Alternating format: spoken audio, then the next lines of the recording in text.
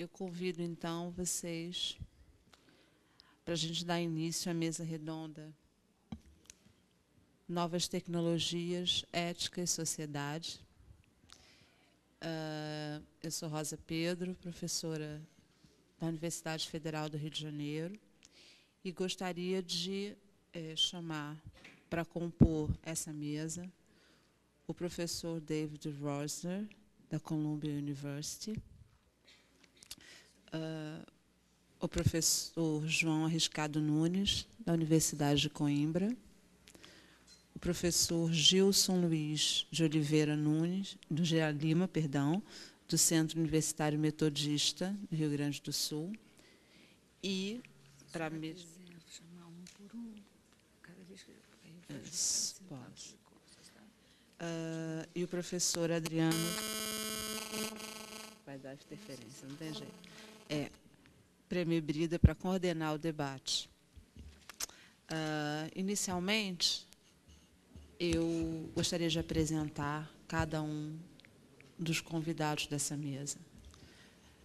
O professor David Rosner é professor de História, Faculdade de Artes.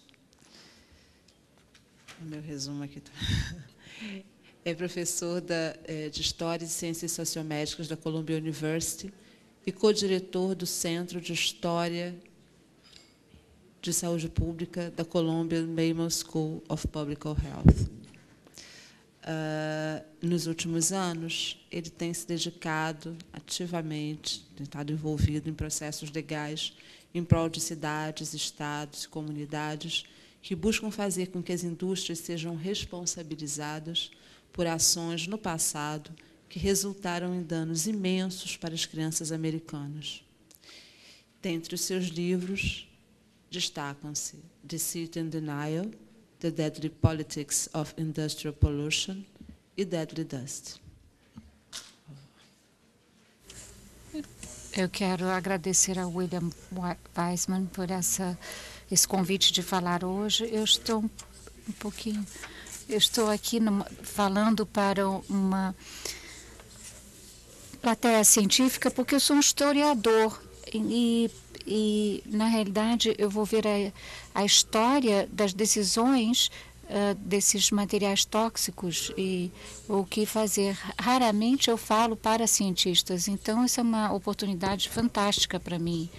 E eu também gostaria de apreciar estar nessa cidade extraordinariamente bela. E hoje eu vou falar sobre um tempo e para ver uma crise que ocorreu nos Estados Unidos, e uma crise cujos problemas e perigos nós temos há vários séculos. Estamos falando do envenenamento por chumbo, principalmente entre os trabalhadores. Quem conhece a breve história do chumbo, eu quero dizer a vocês que os Estados Unidos é um dos maiores poluentes ambientais que nos atrapalham. Centenas de milhares de crianças são diagnosticadas com chumbo dentro da corrente sanguínea e com toxinas. Isso foi publicado e podemos identificar também os problemas no coração por causa dessa toxina. Isto antes era visto como um presente de Deus. Quem descobriu isso eram pessoas que falavam em conferências, eram pessoas que estavam desenvolvendo um lobby, basicamente para a promoção dessa toxina industrial muito conhecida. É interessante estar numa reunião científica como esta. Eu vi como nos últimos 2 dias existem muitas semelhanças entre a crise que foi criada por nós mesmos no início do século e a crise que nós poderemos prever no futuro. Nós estamos apaixonados pelas novas tecnologias. Elas são muito bonitas, são extraordinárias, têm um formato fantástico e desenvolvem imagens que são realmente de sonho. Realmente a ciência é uma coisa espetacular para quando a gente vê nos slides e vimos, por exemplo, os pulmões dos camundongos, etc. Enfim, hoje vamos falar sobre o desenvolvimento dessa crise dos Estados Unidos, do chumbo, e como os historiadores falam, o que eles pensam. Vou falar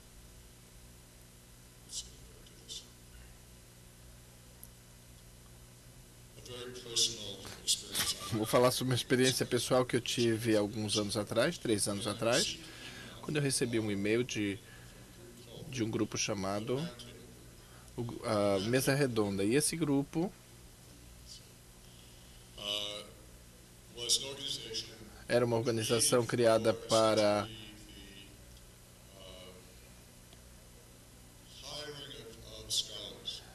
a contratação de professores para participar em certas atividades. Esse é o e-mail que eu recebi. Prezado Dr. Rosner, estou escrevendo para apresentá-lo ao grupo Mesa Redonda e para notificá-lo sobre a oportunidade específica que pode ser do seu interesse.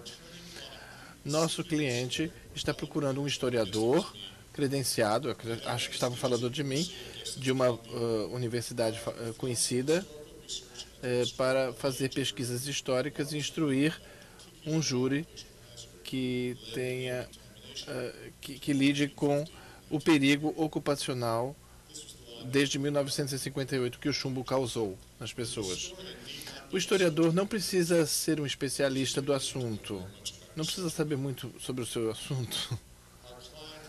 Nosso cliente está basicamente interessado em encontrar um historiador que seja um bom comunicador, alguém que possa facilmente se comunicar essa história para um júri leigo. Isso é fascinante, porque estão procurando um historiador sobre chumbo e toxicologia em chumbo. Estão pedindo que eu trabalhe com eles apenas para promover uma imagem e uma história que possa ser contada a um júri leigo.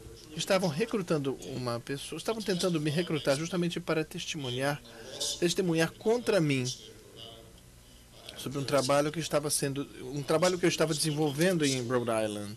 Estavam procurando um historiador que possa ser apresentado a um júri de leigos e contar uma história de que a indústria que o cliente gostaria de ouvir.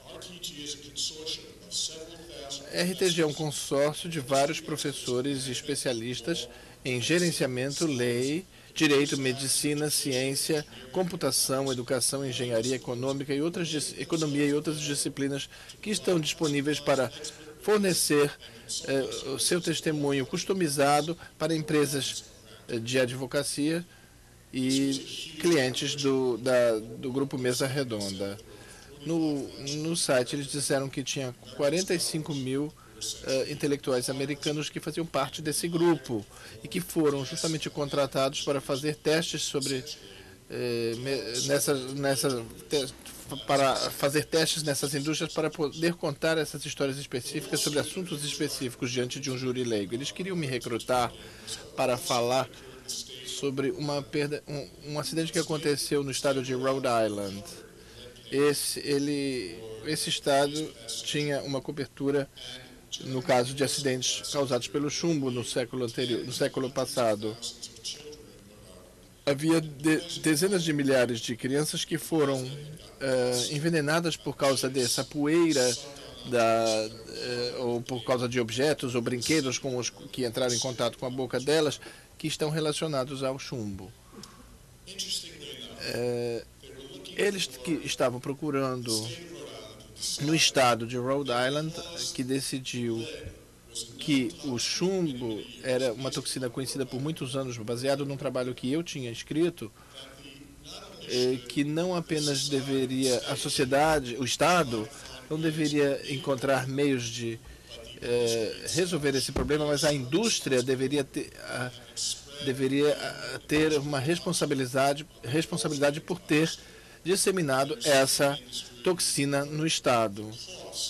E a questão eram os custos, e não os danos, os prejuízos causados àquelas crianças, mas é o custo de evitar esse envenenamento que estariam vivendo nessas casas onde a toxina do chumbo se apresentava. Eles queriam tirar o chumbo da parede e queriam que a indústria fizesse isso. Eu fiquei interessado nessa carta porque, se você está interessado em ser um candidato e querer nos ajudar como testemunho, eu teria o prazer de ouvir notícias suas. Responda a este e-mail com uma declaração de 1 ou 2 parágrafos falando sobre a sua experiência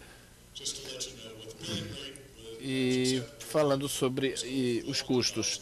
Eles queriam pagar $400 por hora. Eu cheguei a telefonar para eles para saber desse preço. Esse é o tipo de importância que esse caso teve.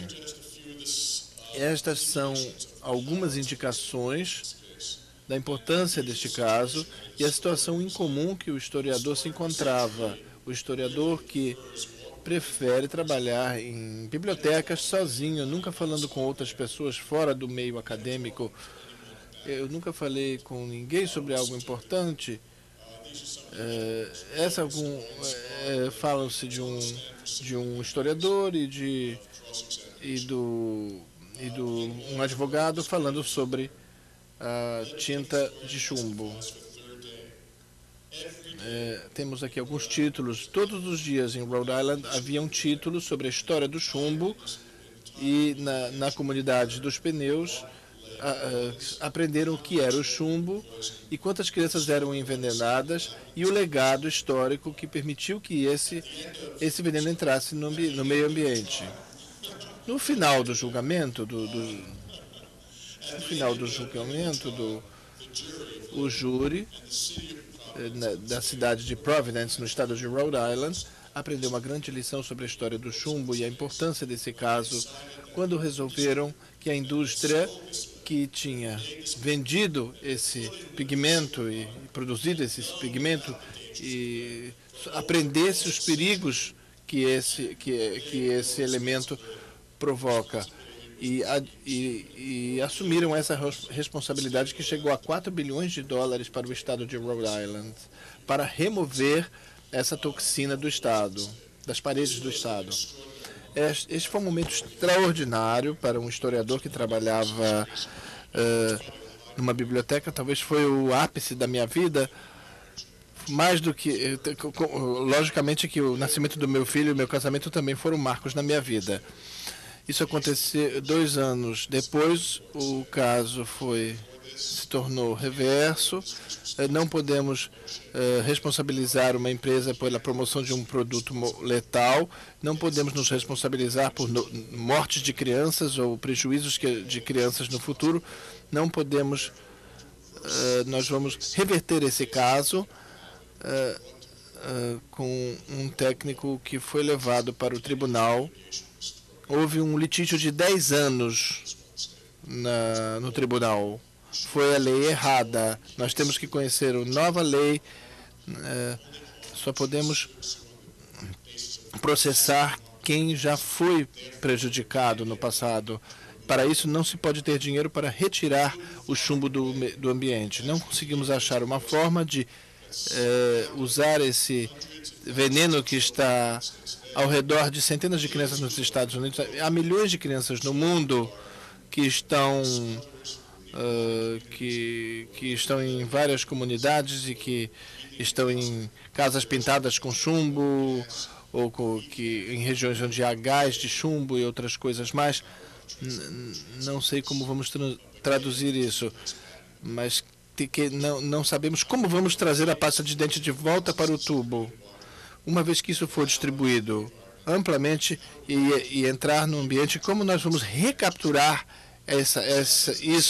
esse prejuízo e trazê-lo de volta para a embalagem? Na segunda metade do livro, vou falar rapidamente porque eu sei que eu já ouvi que algumas pessoas já estão rindo. Estamos falando aqui sobre um outro produto industrial que teve uma história parecida, que foi o cloreto de um plástico que há 60 anos atrás ninguém nem conhecia sequer. Como descobrimos que esse plástico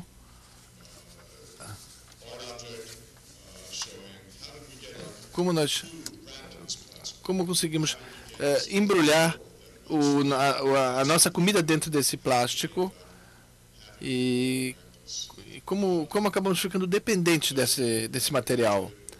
Para quem se lembra daquele filme do The Graduate, que falava sobre o futuro, qual é o futuro o futuro é plástico. Não sei se alguém já viu, talvez os mais jovens aqui já tenham assistido esse filme. Enfim, o plástico, isso era em 1970, quando essa crise se desenvolveu de muitas formas. Esse é o problema que se desenvolveu. Descobriu-se que esta substância produzia câncer no fígado e as pessoas... E descobrimos que o que aconteceu foi que houve uma história de alguns trabalhadores que identificaram essa doença através da exposição através da exposição a essa substância. Isto aconteceu, vários casos aconteceram, onde os trabalhadores processaram as empresas por causa dos produtos, depois de descobrir que através de documentos em nosso livro, depois de descobrir que havia informação dentro da indústria que indicava que havia um perigo para animais, mas isso não era comunicado ao público, isso era mantido em segredo. Por isso, foi o que nós escrevemos no nosso livro de um capítulo inteiro, e foi um problema para essas empresas. Eu recebi uma ligação recebi ligação de especialistas que eram revisores do meu trabalho, e todos eles, que eram pesquisadores independentes, queriam dizer que me ligavam às 11, quase à meia-noite, para dizer que iam entrar na justiça com todos os documentos referentes ao contato comigo, e a imprensa da Universidade da Califórnia e a Fundação Internacional de Ciências também acabou participando disso, da Fundação Milbank, nós também recebemos telefonemas e também nos pediram que fornecêssemos e-mails, cartas e documentos que constituíssem qualquer contato conosco. Isso não foi a única coisa que aconteceu. Depois descobriu-se que, talvez o grupo da Mesa Redonda descobriu que 20 advogados tinham contratado um outro historiador para começar a atacar os nossos esforços e dizer-nos e forçar-nos a não dar atenção à história do conhecimento sobre os perigos dessa substância. Vários artigos foram escritos sobre esse assunto. 2 historiadores participaram desse julgamento, da Union Carbide e de outras empresas químicas.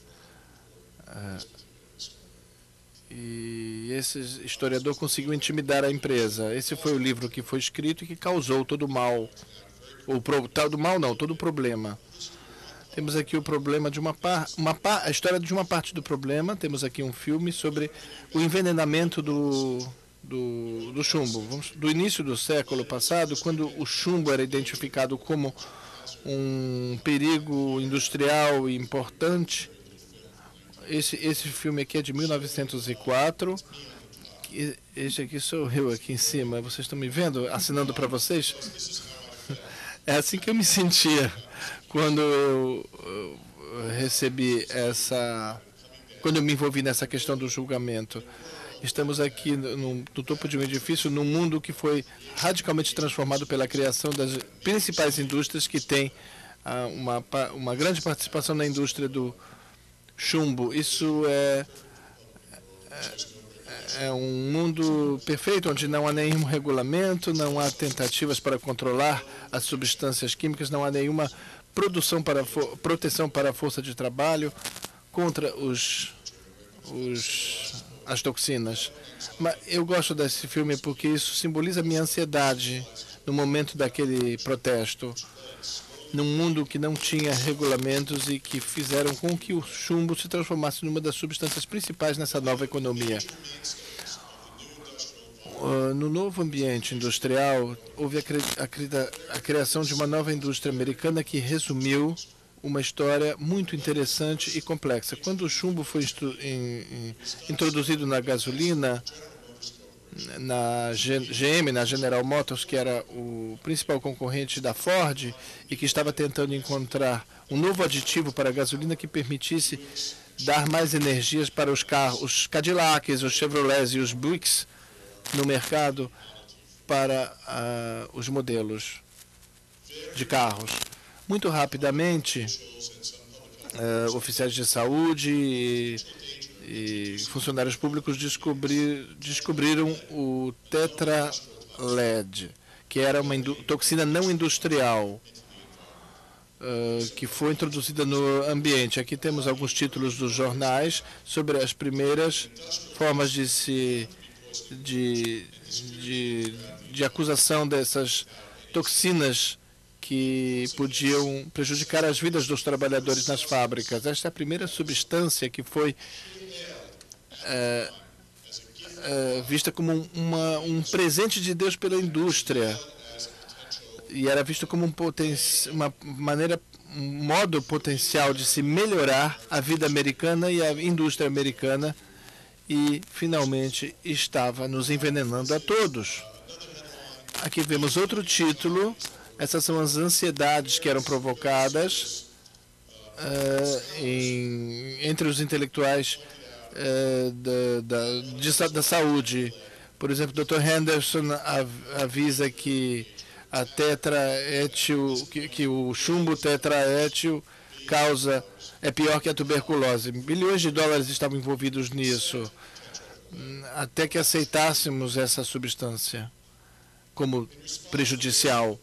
A resposta disso aqui foi interessante, porque a resposta foi de criar uma conferência, que isso parecia um pouco, por causa da força do Dr. Weissman, houve uma proteção que não necessariamente aconteceu nessa primeira conferência. A conferência foi a primeira conferência nacional sobre um material tóxico na história dos Estados Unidos. Esse chumbo tetrafil mostrava o que significava uma toxina não industrial ser jogada no meio ambiente. E como podíamos garantir o futuro, a segurança no futuro? Usamos intelectuais da ciência, da indústria, do governo e até mesmo da oposição para desenvolver uma maneira de descobrir uma proteção para o meio ambiente. A conferência acabou sendo a base de uma crise de 60 anos. A crise, nos próximos 60 anos, depois dessa conferência, não houve nenhum controle no uso do chumbo na gasolina. A conferência reuniu intelectuais que tinham vários documentos e muitos cientistas, e as indústrias também, que tinham uma importância grande na produção deste produto, dessa substância, e todas elas tinham muito interesse em resolver esse problema.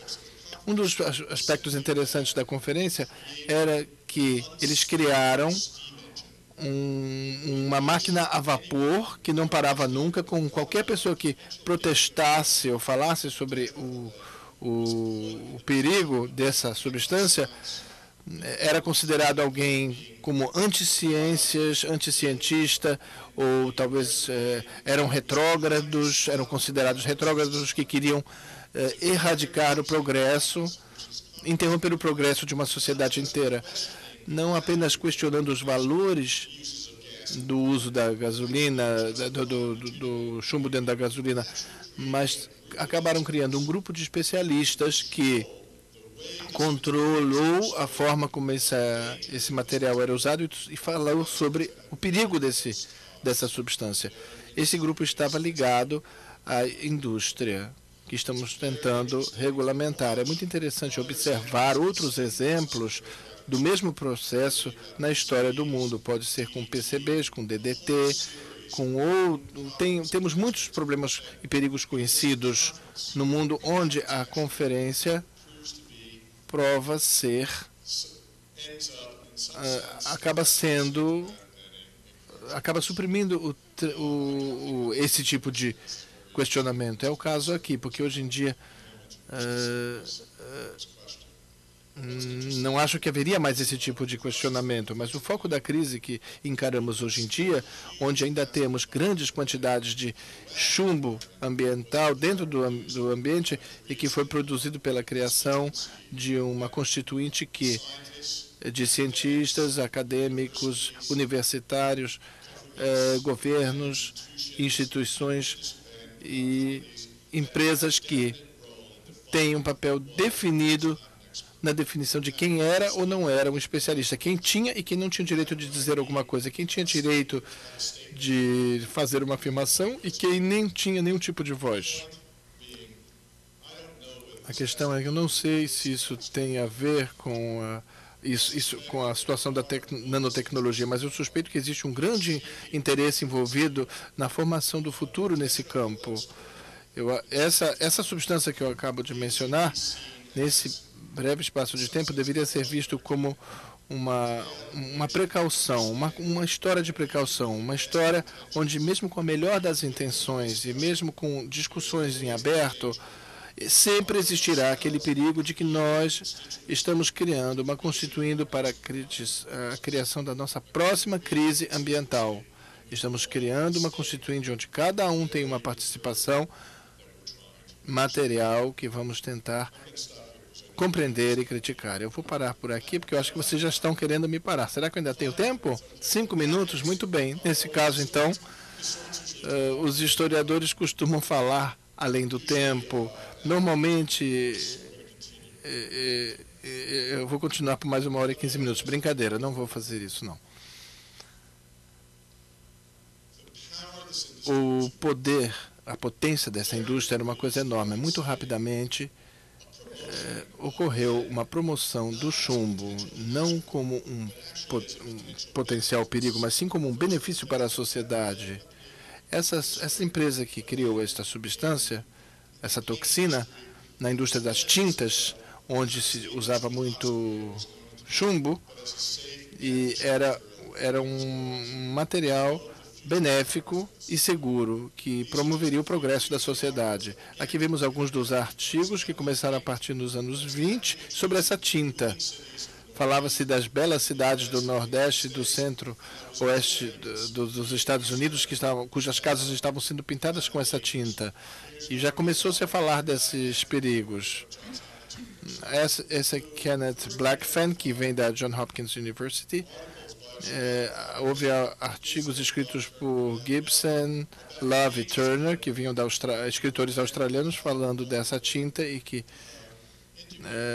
acabaram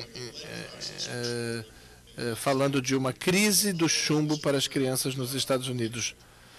Toda a indústria estava mobilizada para a produção de um pigmento que estava explodindo naquela época.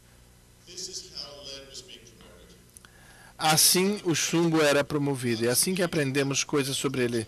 Não era visto como uma toxina industrial ou como um perigo. Essa indústria iria nos proteger das doenças. Eles viam o chumbo como algo que estava dentro dos tubos, ou que estava na gasolina, estava na tinta, estava em vários produtos metálicos, estava nos carros, em outras substâncias. Aqui nós vemos até esse símbolo do holandesinho, também era promovida pela indústria de chumbo no país, que chamava Dutch Boy, o garoto holandês. Diziam que era uma coisa segura para as crianças Isso era promovido e discutido dentro das próprias empresas. Aqui vemos alguns slides de documentos da empresa. Aqui vemos aqui da Associação de Produtores de Chumbo.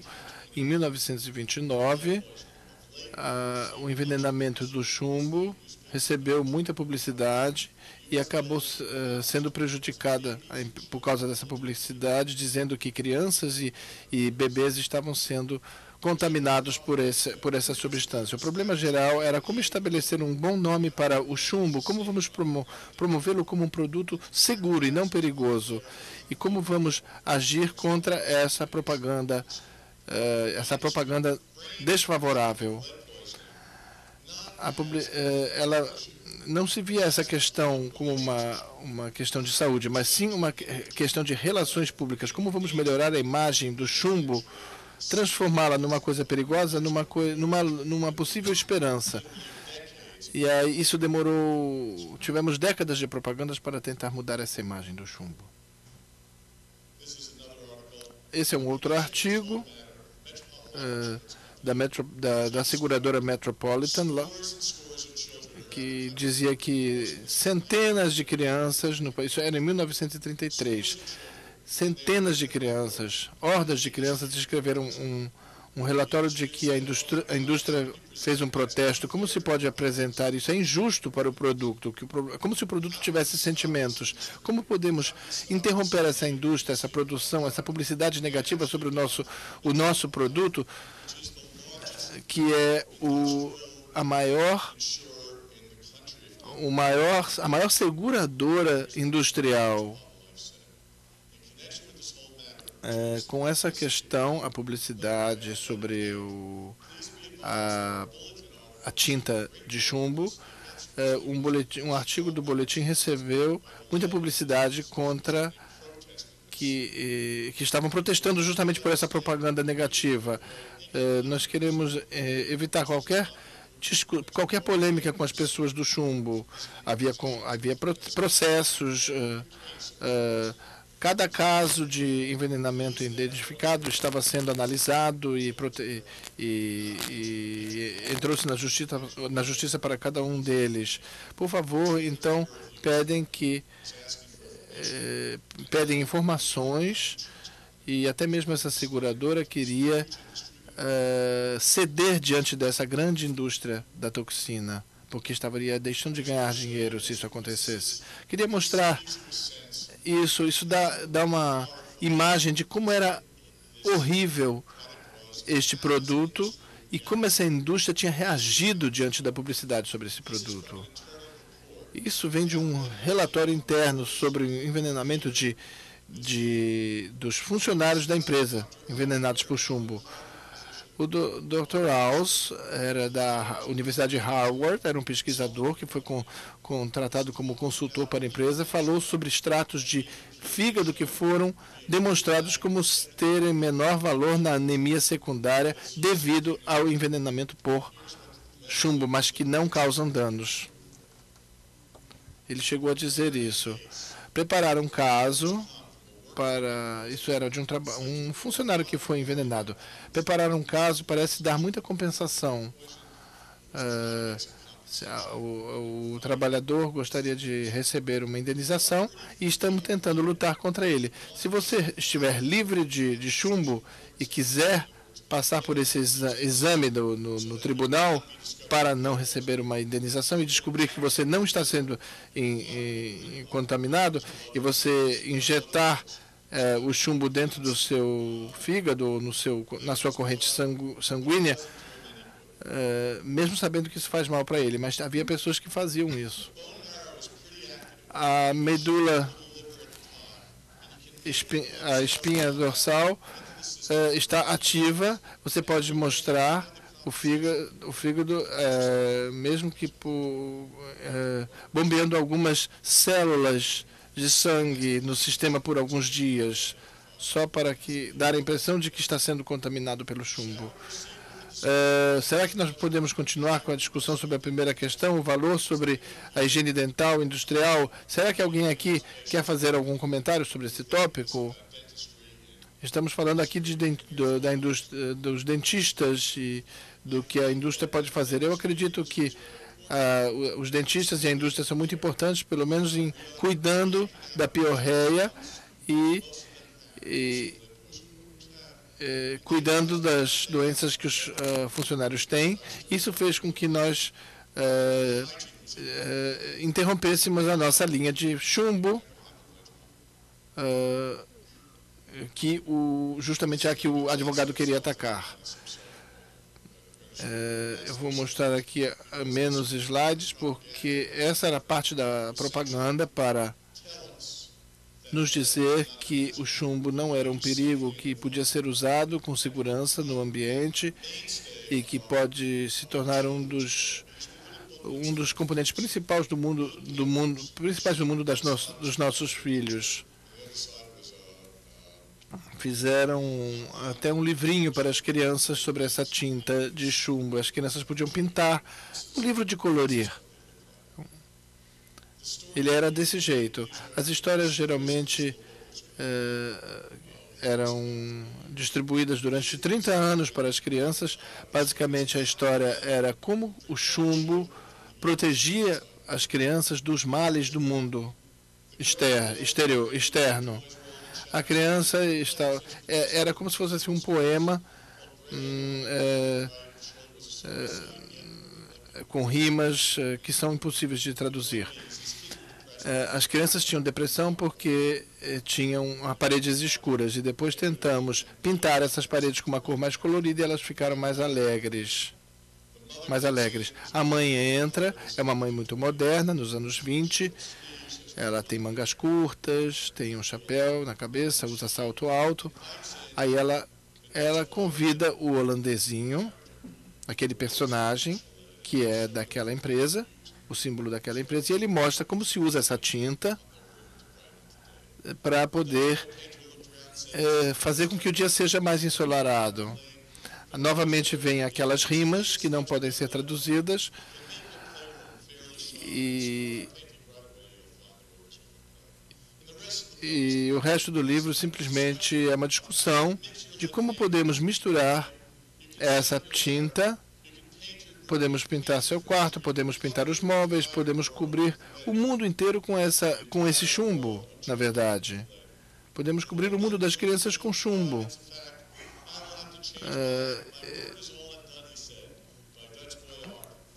Fazendo propaganda da Dutch Boy, que é do garoto holandesinho, que é o símbolo da empresa, o logotipo da empresa. Até mesmo vemos seus brinquedos, seus berços, todos podem ser cobertos com essa toxina de chumbo. Essa foi a base para a crise das crianças nos Estados Unidos, que começou em Rhode Island e depois para o resto do mundo. Vou terminar com esse slide, que é uma declaração da Associação das Indústrias de Chumbo, que promoveram o uso do chumbo nos últimos 30 anos. Desde 1958, eles programavam como iam promover o chumbo no futuro e como vão defendê-lo do ataque das pessoas que os acusassem de envenenar o mundo. Eles diziam que o envenenamento das crianças por chumbo é basicamente um problema das favelas. Nós precisamos nos livrar das nossas favelas e educar os pais que não podem ser educados com facilidade, e aí o problema vai continuar a ser uma praga no nosso país. Enfim, eu poderia continuar por muitas horas, finalmente para dizer que você é mais do que um gênio quando eu penso sobre você. Negando os seus efeitos prejudiciais, as vítimas aumentavam cada mais, que era a causa do problema. Muitos pais estupidamente permitiam que as crianças subissem nos aquecedores, abrissem as janelas, brincassem no chão, pusessem os dedos na boca e absorvessem toda essa toxina. Não era o nosso erro, era o erro dos pais. Eles acusavam os pais e não as indústrias disso. Temos aqui uma figura de Herbert Needleman, que era o presidente dessa empresa.